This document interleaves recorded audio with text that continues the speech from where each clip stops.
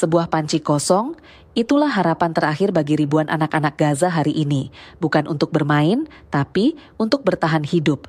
Selama hampir 60 hari, Gaza terputus dari dunia. Tak ada makanan, tak ada obat, tak ada masa depan yang pasti.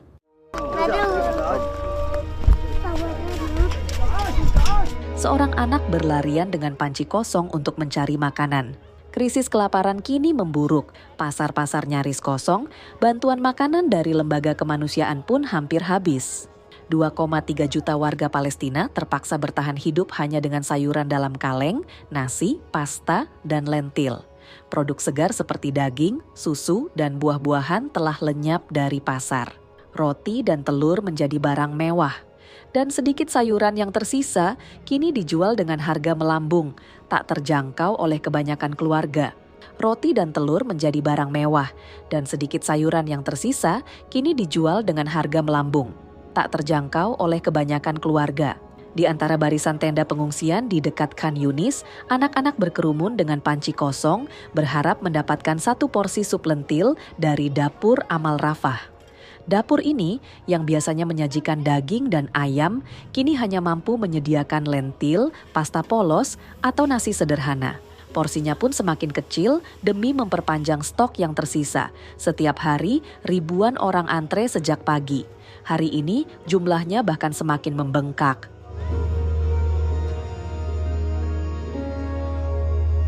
Setelah berjam-jam menunggu, Yahya Abu Sya'ar dan anak-anaknya pulang ke tenda membawa 2 panci kecil berisi sup lentil.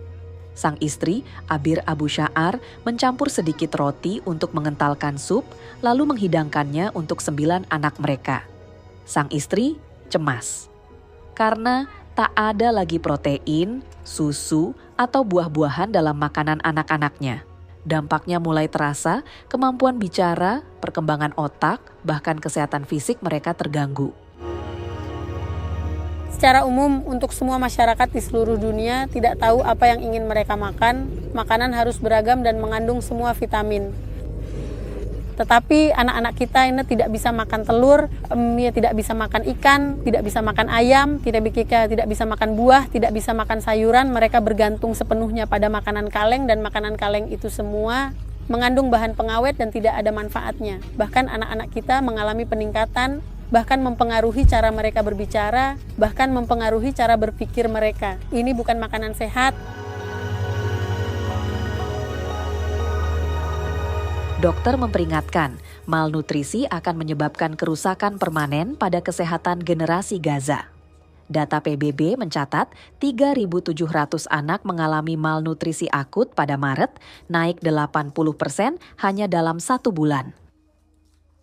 Anak membutuhkan protein harian antara 1 hingga 2 gram per kilogram, itu, dan kira-kira membutuhkan kalori sekitar 100 kalori per hari. Tentu saja kebutuhan ini terdapat dalam telur, daging, dan ikan. Sayangnya hal ini tidak tersedia karena penutupan perbatasan selama lebih dari 2 bulan.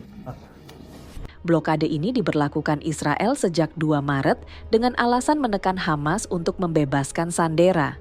Namun, Lembaga Hak Asasi Manusia menilai taktik Israel ini tak hanya melanggar hukum perang. Ini adalah kejahatan kemanusiaan dengan seluruh penduduk Gaza sebagai korbannya.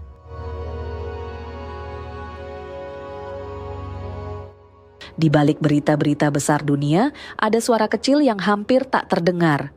Suara anak-anak Gaza yang lapar, yang berharap dunia masih peduli. Saya Nadira, presenter Artificial Intelligence dari TV One AI. Sampai jumpa.